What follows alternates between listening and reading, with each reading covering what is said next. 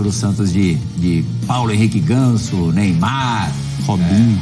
O Robinho tinha voltado ali da Europa. Daqui a pouco a gente vai mostrar, inclusive, um quase gol de Pelé do Rômulo numa das decisões contra o Santos. Mas vamos agora pro presente, Rômulo.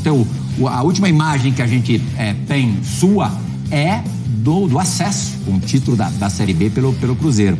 Foram 2 anos, né? Um retorno ao Cruzeiro, na verdade, você tinha jogado lá em 2010, veio num momento super complicado do Cruzeiro, disparado o momento mais complicado da história do Cruzeiro, e fechou com chave de ouro. Não sei se você gostaria de ter permanecido ou não, mas o fechamento foi perfeito, né? Eu fui vendido do Cruzeiro para a Europa e da Europa eu volto pro Cruzeiro.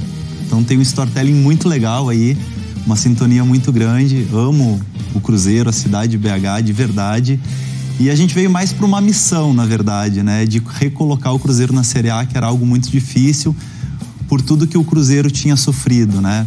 O torcedor do Cabuloso foi muito ferido com todos os escândalos que aconteceram, né? Principalmente ali... Esse gol foi muito marcante, né? Desculpa te interromper. Foi no último jogo, na despedida. Da comemoração, a tua despedida. Olha o contexto, Diego. O CSA virou um algoz do Cruzeiro, desde a Série A ali, aquele telefonema que vazou, aquela mensagem, na verdade, né, de WhatsApp que vazou do Thiago Neves com o Zezé Perrella, e aí o CSA castigando sempre o Cruzeiro. Este jogo, o Cruzeiro já era campeão, mas era o jogo da festa, Mineirão lotado, tal, contra quem, Diego? CSA. Quem que abre o placar? O CSA, quer dizer, ia ser campeão com gozação.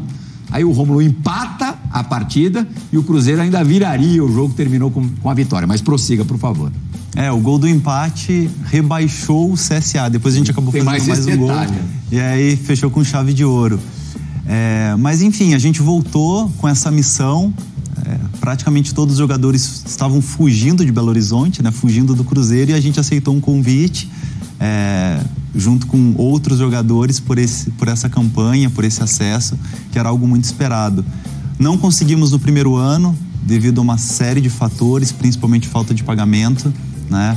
Que a gente estava passando uma situação muito difícil lá no Cruzeiro. Até funcionário quase que passando fome, era uma situação bem caótica mesmo, difícil. O bicho era mais feio do que você imaginava. Muito mais. Você aceitou? Muito mais difícil. Mas eu sempre falo, né, que o Sérgio, que é ainda o presidente da associação, tem o Ronaldo, presidente da SAF, né, que tem 90% do clube, os 10% ficaram com a associação. E muita gente criticava o Sérgio, só que ele estava lá remando sozinho, porque muitos tinham abandonado o Cruzeiro, patrocínios fortes tinham abandonado por escândalo, por pandemia, por várias crises que aconteceram. Então uma coisa puxava a outra e o Cruzeiro praticamente ia afundar e ia falir. Né? Graças a Deus que chegou o Ronaldo, foi uma luz no final do túnel, mas também muito por causa do trabalho que o Sérgio fez. Ele bateu no peito praticamente sozinho e conseguiu fazer o primeiro case de sucesso, que foi fazer uma associação virar SAF, que foi o Cruzeiro, né? O primeiro grande case de sucesso no Brasil. Então isso foi muito legal, revolucionou o futebol brasileiro, está trazendo outros clubes aí para seguir nessa mesma linha. Cara, fiquei muito feliz, né? Claro que eu gostaria de ter permanecido no Cruzeiro, mas foi uma decisão que tomamos juntos, porque era para o bem do Cruzeiro, por uma série de fatores, né? A gente até tem um compromisso de confidencialidade aqui, mas foi para o bem do Cruzeiro que a gente tomou essa decisão. E o Ronaldo até fez o convite para mim participar da holding dele, né? E em que área? Na parte de gestão ali do clube, para dar uma força, porque eles estão em processo de transição ainda. E, cara, é um convite de honra, não tem como dizer não pro Ronaldo. Eu acabei dizendo não entre aspas, porque eu quero jogar por mais um tempo ainda e quero me preparar mais para tal altura da gestão Ronaldo. Então, ainda não. Ainda não, exatamente. Segura um pouquinho. Segura um pouquinho. Eu não lembro se a gente trouxe alguém do Cruzeiro aqui no Resenha. Algumas pessoas. Não, que participaram dessa fase agora? Do Resenha eu acho que eu não participei com ninguém, né? Mas já que o Rômulo tá aqui, eu tenho uma pergunta que eu gostaria de fazer para ele. Qual foi a importância do Ronaldo gestor, né, e o Ronaldo torcedor, porque, né, ex-jogador participando dessa nova gestão, SAF, dentro do vestiário, qual que era a sensação que vocês tinham, né, os meninos próximos, de ter o Ronaldo ali dentro, né, como ídolo e hoje como dono do Cruzeiro? É uma pergunta interessante. Uma coisa ela está completamente ligada à outra, porque a gente está vendo esse movimento de SAF no Brasil e a maior dor dos clubes, a associação, é que grandes fundos, grandes investidores cheguem no Brasil, adquiram a associação, né, para se tornar uma SAF, e perca-se a conexão com toda a história do clube, com um jardineiro que está lá há 30 anos, com um massagista que está lá há 20 anos, que vai contar a história do clube para o jogador que chega. O fundo, a gente sabe que ele olha a última linha e se exploda a conexão, paixão, que é o que move o futebol. Então, quando o Ronaldo chega com todo o profissionalismo, com toda a gestão, e aí a gente dá os parabéns aí pro Gabriel Lima, que é o CEO do clube, Pedro Martins, o próprio Paulo André, são grandes gestores e revolucionaram o Cruzeiro, junto com a figura principal, que é o Ronaldo. Eles conseguiram trazer profissionalismo para dentro do futebol, mas sem perder totalmente a conexão, que no final das contas, né, é o que o torcedor quer, que quem esteja à frente do clube ame e faça com que realmente o clube venha brilhar cada vez mais, ter sintonia com a torcida. Em que momento que você notou, testemunhou que a simples presença do Ronaldo efetivamente fez diferença, causou algo ali diferente? No primeiro dia que ele chega. Não quando ele compra o Cruzeiro, mas no primeiro dia que ele mostra interesse. Já foi um movimento nas redes sociais impressionante. Torcedores que xingavam o presidente, que, repito, estava remando sozinho, onde falava que o Cruzeiro ia falir, onde falava que iam abandonar o plano de sócio-torcedor, que era que estava dando um pouco de fôlego ainda, né, para o Cruzeiro. Quando chega o Ronaldo, que tem todo aquele movimento, agora o nosso Cruzeiro volta, e aí já sai no mundo inteiro, né? Ronaldo vai comprar o Cruzeiro. Ali naquele movimento a gente já percebeu que a chegada do Ronaldo já mudaram. Que a chegada do Ronaldo ia colocar o Cruzeiro de novo nos níveis mais altos do futebol. Você falou do Cruzeiro da primeira passagem, de lá você vai para Fiorentina, primeira experiência na Itália, na Fiorentina. Conta um pouquinho da tua chegada na bota. Era o meu sonho, eu já estava estudando italiano sem saber que eu tinha qualquer possibilidade de ir pro futebol italiano. Mas falando que é meio profeta. É meio profeta. A convivência com o Hernani. Mas você conviveu com o Hernani? Não, com o Hernani eu porque a gente... de uma conversa aí, eu quero estar nesse café. Eu ia promover esse café. Ia começar com vinho e terminar no café. Lógico.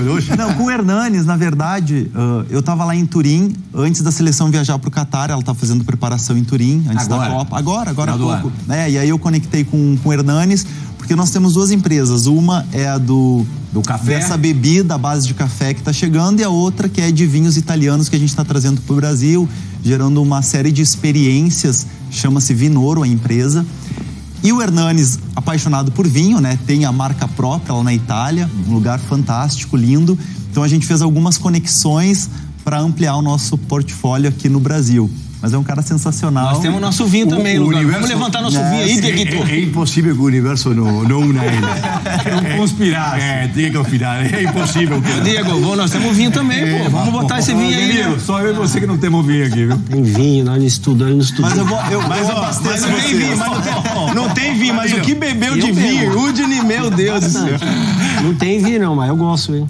Bebo bastante. E assim, na Itália, o Rômulo é muito vencedor. São 2 Copas da Itália, um Scudetto pela Juventus.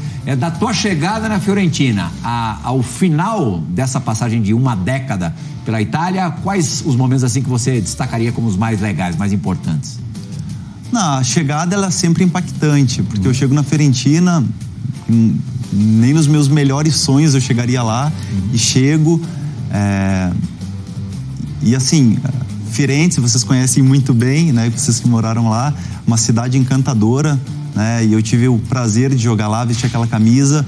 Cara, mas eu digo assim, que nem tanto no futebol, né? Mas o prazer de poder levar meus pais pra Itália, numa cidade de Firenze, pra eles conhecer Pisa. O sonho do meu pai era conhecer Pisa desde que eu sou pequenininho. E aí um dia eu levo eles pra Florença, né? Pra Firenze, e eu coloco eles no carro sem eles saber. Eu chego em Pisa, era de noite, não tinha ninguém. Aí eu falo assim, pai, dobra ali à esquerda. Quando o pai dobra e olha a Torre de Pisa, ele me olha e fala assim, caramba, parece a Torre de Pisa, né? E eu, pai, é a Torre de Pisa. Ele, não é possível, é muito pequena para ser verdade. Porque a gente acha que é uma coisa gigantesca, não é tão... Mas aí ele se emociona, enche os olhos de lágrima. São essas coisas que realmente me marcaram, né? Claro que o futebol, ele traz coisas pra gente que a gente nunca esquece. Você sabe que a minha primeira vez que eu fui pra Itália, pro Copa Carnevale di Viareggio, conhecida como se fosse a Copa São Paulo de Futebol Júnior no Brasil. E eu jogava no Japão. Eu tinha 18 para 19 anos. E a gente fez uma excursão na Itália, e o primeiro estádio que eu fui assistir um jogo foi Fiorentina e Lazio. E eu fui no estádio, na Artemio Franchi, né? Isso. Cheguei lá, olhei aquilo ali, falei assim, cara, que espetáculo de estádio, parece uma escultura, lindo. Acho que foi o melhor campo que eu já joguei na minha vida na Itália, foi o estádio da Fiorentina. É o melhor ainda. Impressionante. Qualidade como do gramado não tem igual. Aí eu falei assim, putz, eu tinha 19, eu falei assim, um dia eu vou jogar aqui nesse estádio. Graças a Deus. Jogou e fez gol. Não, e não só gol. A Fiorentina foi. A Fiorentina. Não só gol e assistência. A Fiorentina foi o clube que eu mais fiz gol no futebol italiano. Eu não sei o que fazer, Danilo. Sempre quando eu deixar ele. Sempre pouco. A vítima foi a Fiorentina. E o Toldo, né? Grande Francesco Toldo, foi o goleiro que mais tomou gol meu. Fazer o quê? E tomou 7. Tinha a Fiorentina, o Udinese na Fiorentina. Danilo, sempre pouco. Quando você vai elogiar ele, sempre pouco. Sempre tem mais. Te amo, Dieguito. Você tá aqui no meu coração. No meu coração. Você desfrutou também bastante do entorno, assim, do futebol? No tempo que você viveu 12 anos, né, na Itália. Anos. Qual lugar que você mais curtiu? Fora do futebol? Bolonha. É? Vivi 3 anos em Bolonha. Foram 7 em Udine, 7 em Udine, 1 ano em Parma. Os 3 anos em Bolonha foi... De qualidade de vida, qualidade assim? De... Como é que era, assim? Conta pro nosso fã do esporte, matar a curiosidade. Bolonha é uma cidade universitária, né? Então, a gente fazia o treinamento sempre às 11 da manhã, acabava, almoçava, você ia pro centro, né? Tinha todo mundo tomando aquele aperitivo, né? E foi ali que eu comecei a gostar de basquete. Eu frequentava muito o ginásio lá que eu comecei a gostar de basquete. O time da cidade era bom? São 2 times, né? Tem uma rivalidade impressionante. Que é o Virtus Bolonha e outra lá, Forte tudo. Danilo, é inevitável perguntar para você a diferença, né, entre a formação do zagueiro no Brasil, que eu acho que tem pouca tática e muito sim de aspecto físico, de caçar o atacante, de 1 contra 1. A diferença do contraste que você... Absurdo. É absurdo, né? Que você, quando chegou à Itália, percebeu. Eu cheguei na Itália já com 27 anos, então já estava... Já estava maduro. E eu joguei no Palmeiras, o meu último time antes de eu ir pro Brasil. E eu ir pra Itália, defendia 2 zagueiros e o volante. Quando eu chego na Udinese, que montam 3 zagueiros, tática todo dia. Quando a bola estiver aqui, você põe outro.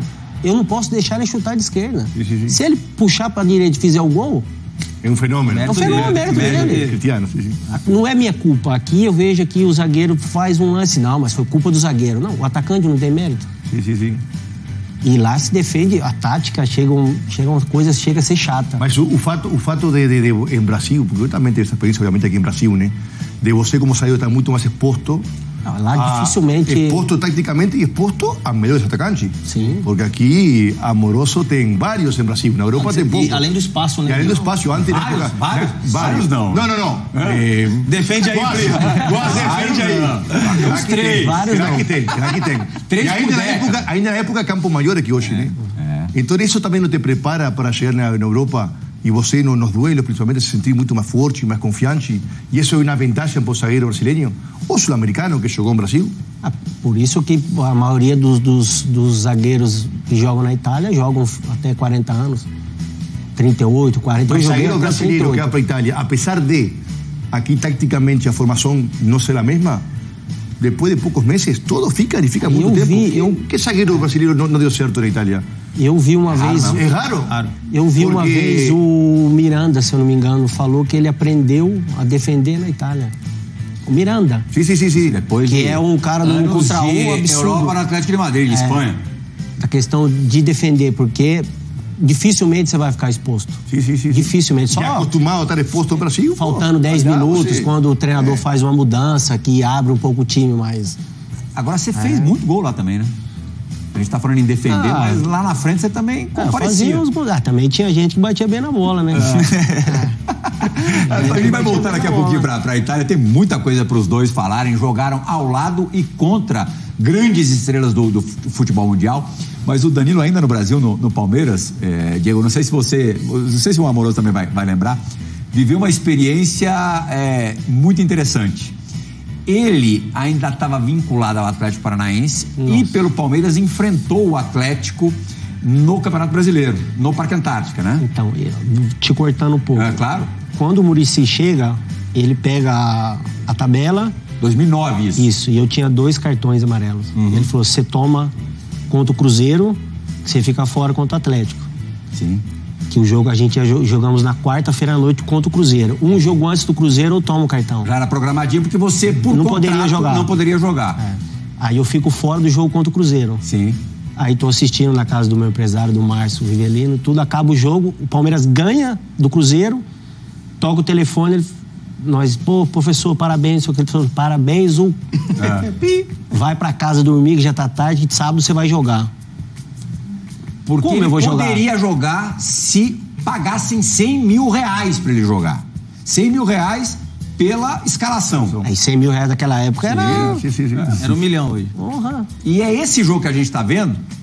Ele, não sei se vocês repararam, fãs do esporte, fez um gol, foi 2-1 pro Palmeiras. O Palmeiras tá de azul ali, era um uniforme número 3 ali. Fez esse gol. E no final da partida, a última bola do jogo... Isso aí foi o jogo... Ele fez outro gol, só que na meta dele. Ele evitou, fez uma defesa ali na... Foi o maior jogo da minha vida, isso aí. Foi o Edmilson ali que fez uma bobagem? Foi?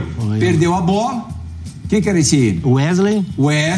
Acho que é o Paulo Baier agora. Você teve um baita estado de espírito ali, botou a perna, e era a última bola do jogo mesmo, né? O Marcão deve te abraçar até hoje. Ô, R$100 mil bem investidos, bem gastos.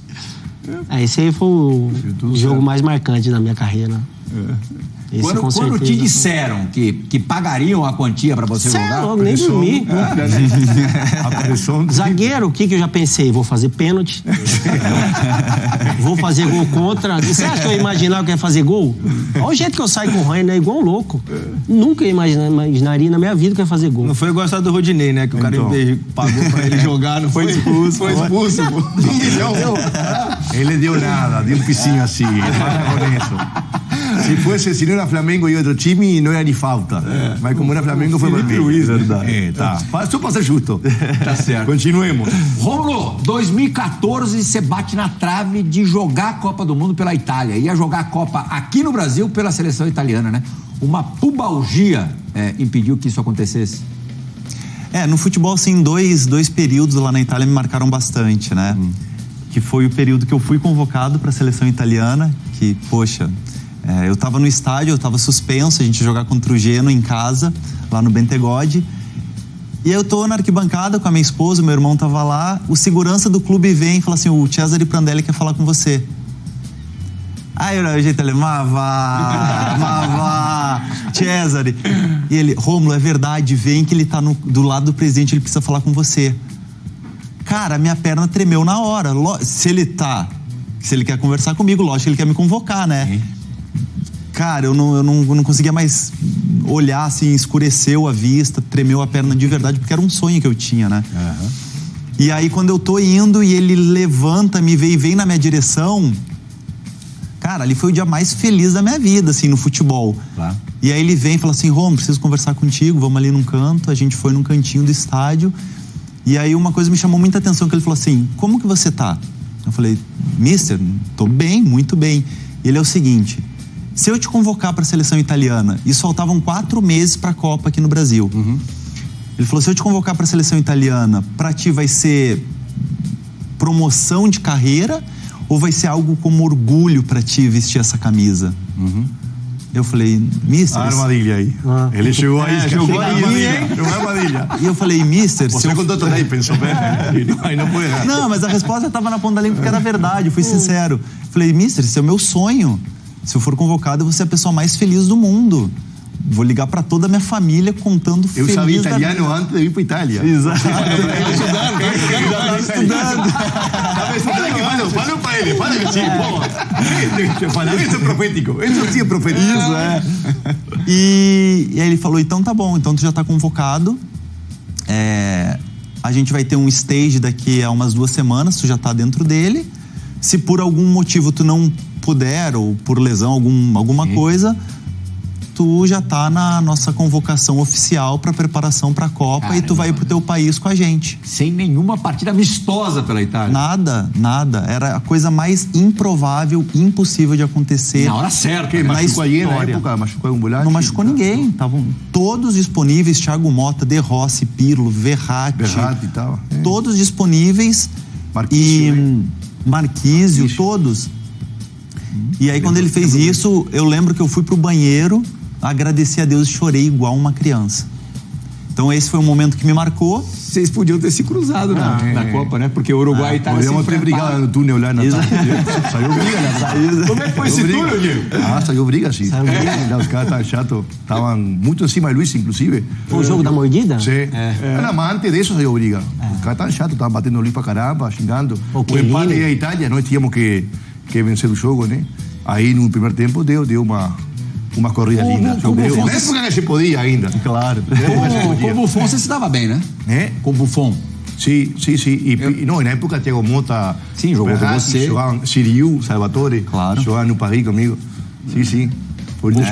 O Buffon jogou com você no Parma, agora no final de carreira. Eu joguei com o Buffon. Tá certo. Eu vou falar que o Buffon jogou comigo. Buffon jogou com o namoroso. É isso aí. Sabe por quê?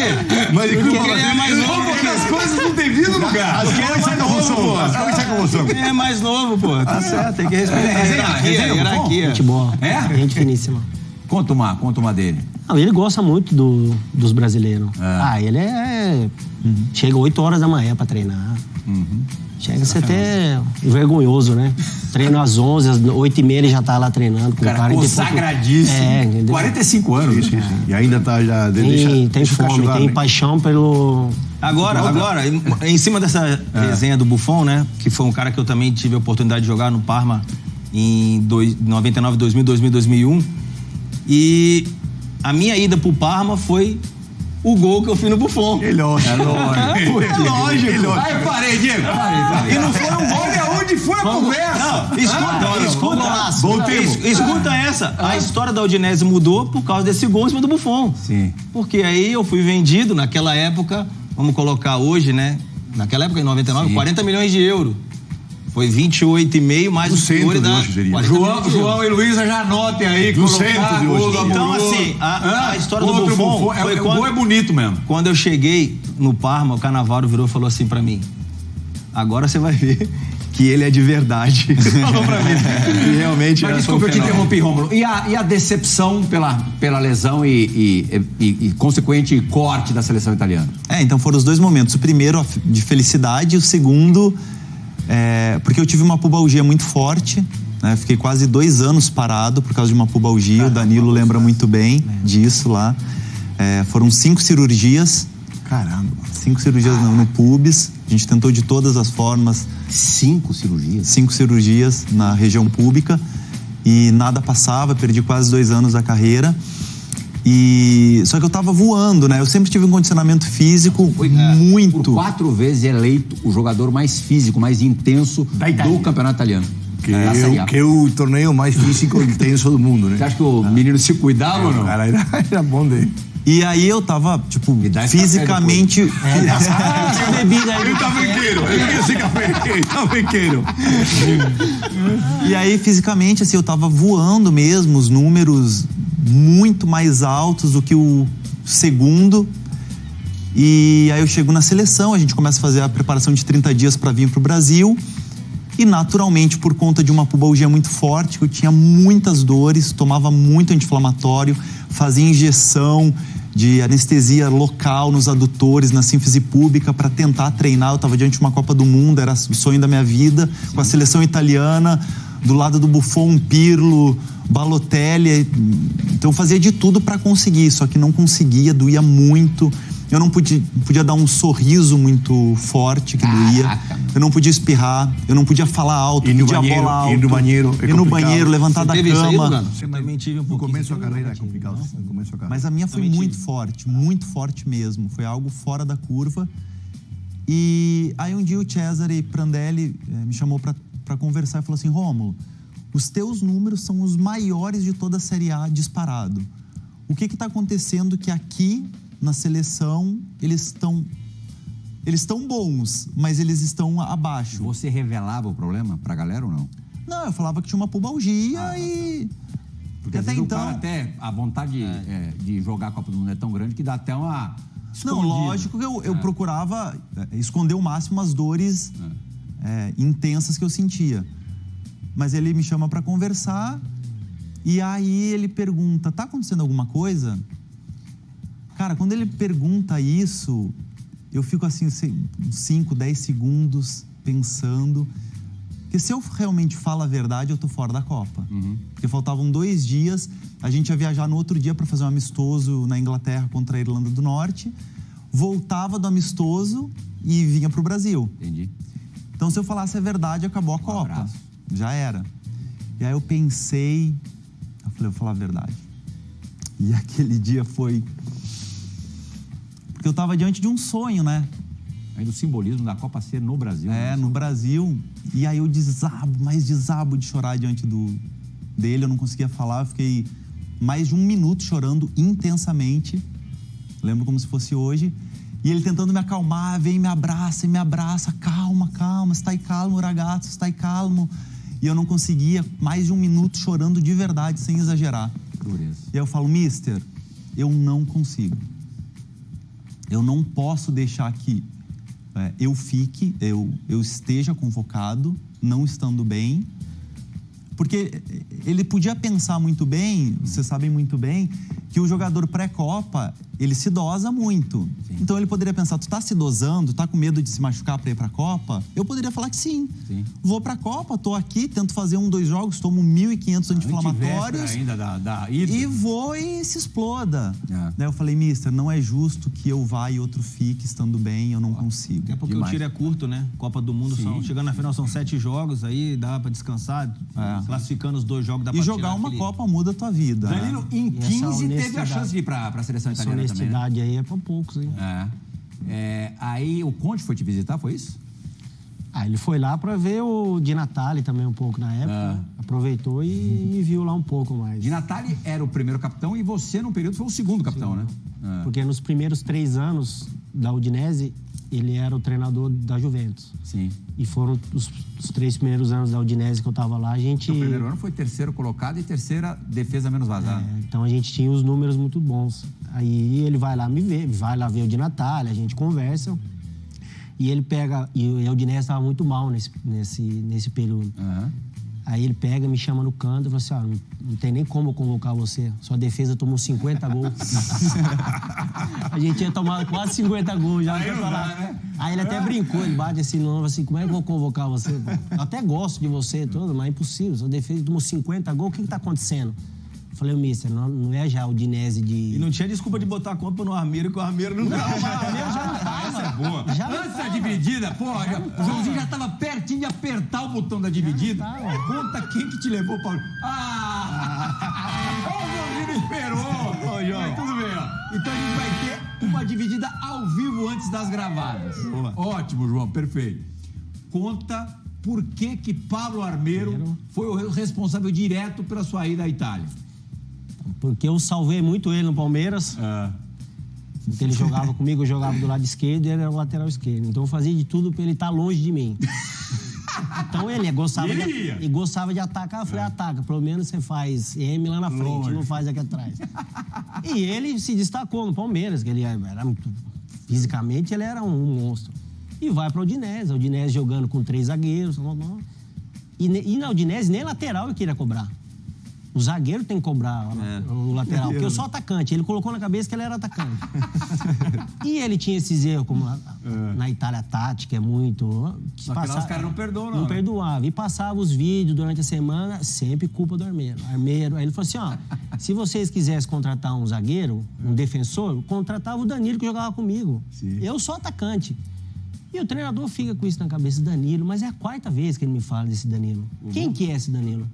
Aí quando começa, a gente fica 6 meses conversando, aí eu vou pra lá. Olha lá. E quando eu chego, ele fala, agora você já sabe, né? Você já sabe. Se lá no Palmeiras. Se lá no Palmeiras a gente defendia você e mais um aqui, que tem 4 aqui, vamos pra frente. Você aprendeu a dançar o Armeiration ou não? Mas aquilo lá ninguém nunca imaginaria que ele ia fazer aquilo lá. Contra o Santos? Ele fez vários. Contra o Santos. A primeira foi o Santos. Aqui no Brasil, tá todo gol era E ele foi o primeiro jogador colombiano a fazer o gol na Copa. Sim. Não, essa dancinha do... O Santos era uma resposta à molecada. Sim, mas... Santos. Ninguém combinou nada. Uma que ele não foi nem ele que fez o gol. Tipo, o Diego Souza fez gol, o Robin fez, tudo bem. Ele comemorou com o gol dos... Requebrava, você lembra disso? Pô, requebrou, ficou famoso. Agora prepare-se que vem mais resenha pros dois, mensagens gravadas pros dois. Olha aqui, ó, vamos pedir acho que é na câmera 2 pra você olhar, tá, Rômulo? A primeira vai pra você. Antes, a vinheta, chegou a hora da dividida do Resenha ESPN.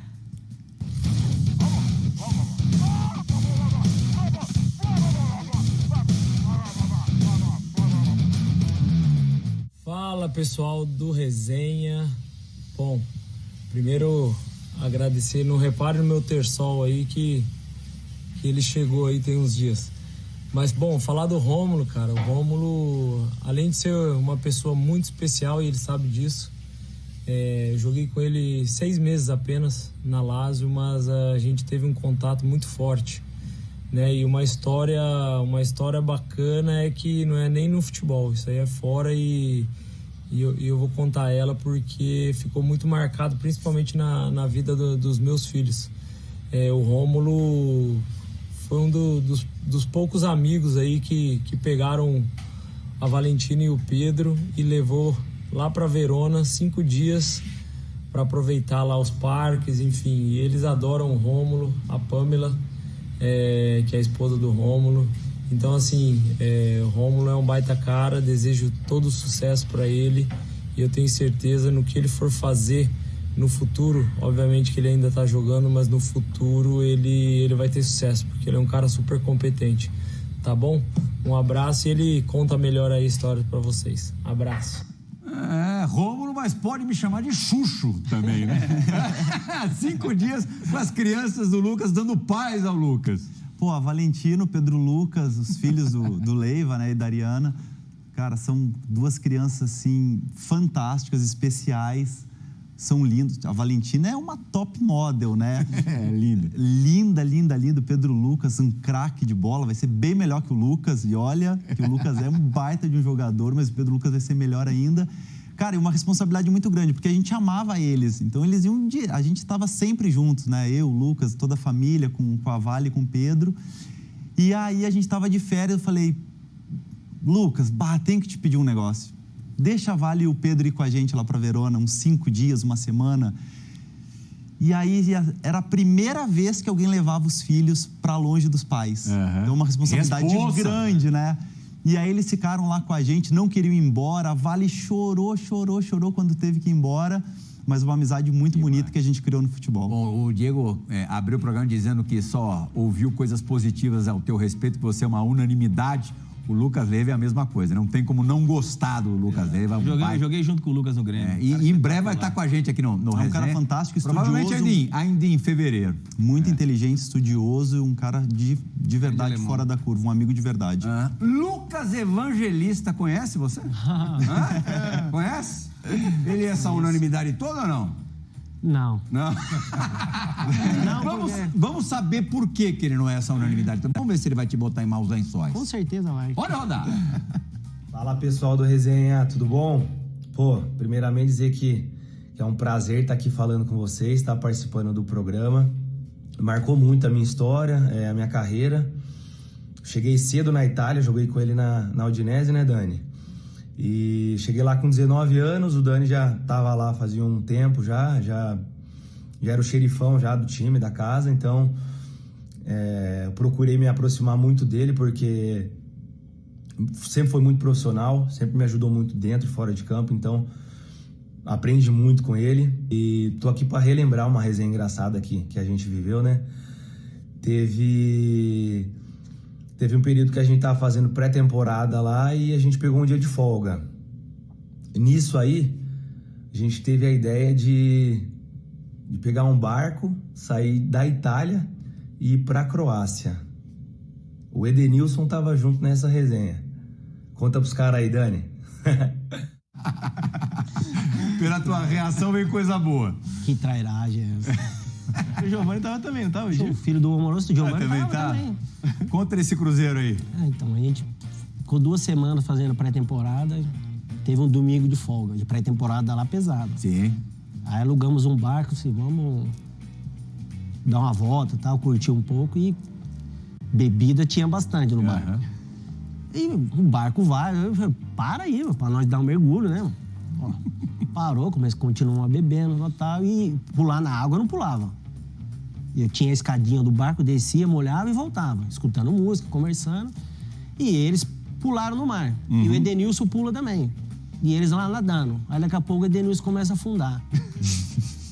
Então tá afundando, tá brincando, né? E ele afunda mesmo. Afunda e a gente pula pra tentar pegar ele. E ele deu cãibra nele. Sim. Deu cãibra. Aí ele começa a afundar. Perigo danado. Não, perigo. Ainda mais no mar, né? Hoje é brincadeira, mas Aí ele afundou e o Lucas que... Foi o Lucas que o salvou? Pegou ele o e resgatou. nisso jogaram a boia e ele se salvou. Uhum. Aí acho que o Edenilson, depois disso, acho que ele nunca mais bebeu, acho. Ele só toma Guaraná. É cãibra, viu? Grande Ed. Por causa da bebida foi a cãibra, né? Eu acho duas que semanas de pré-temporada, né? 2 semanas. Fatigado, né?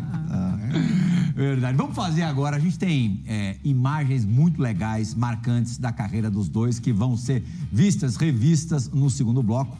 Agora o Resenha ESPN faz a sua primeira e única parada. Daqui a pouquinho, mais história de Rômulo e Danilo, nossos convidados, a italiana de hoje. A gente volta já.